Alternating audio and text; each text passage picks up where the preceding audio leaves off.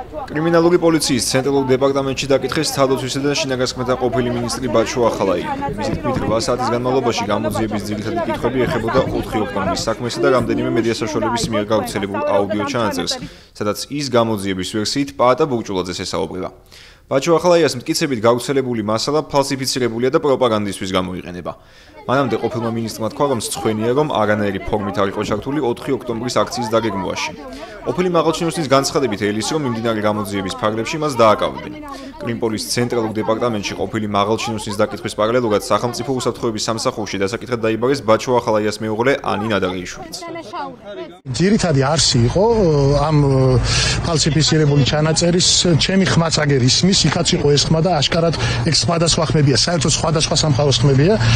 მე არაფერი დასამალი არ მაქვს. გასაგებად ავუხსენი, ვის ვიცნობ, საიდან ვიცნობ, რა ურთიერთობები მაქვს, ვისთან ვახლობობ, ვისთან არა, საცხოვრობ და ასე შემდეგ. ყველაფერი რა არის დასამალი. დიდხანს სვამდნენ კითხვებს და იმეორებდნენ, ამოწმებდნენ ერთი ადგილიდან მეორეში გადაქონდა, ათანხმებდნენ.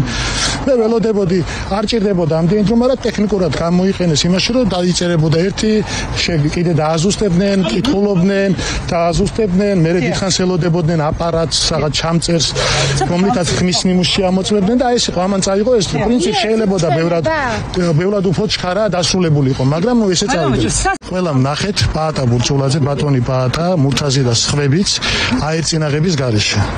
არათუ რამე ხელში ეჭირათ ან რამე ისროდნენ, არამეს იქნებდნენ, ელემენტარული აერწინაღიც არ ქონდათ. ელემენტარული ნიღბებიც კი არ ეკეთებათ.